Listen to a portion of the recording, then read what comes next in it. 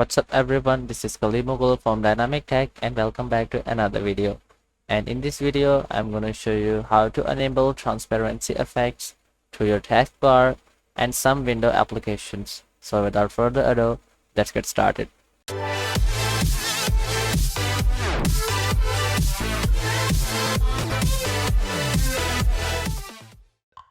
So first of all, click on Start and from here, click on Settings.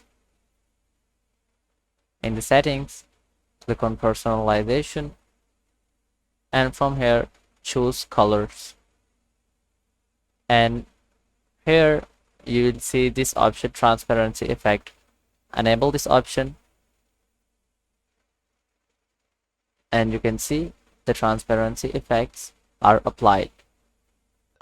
Hope you found this helpful, and if you did, appreciate the channel by subscribing and also turn on bell notification to get notified from my every video.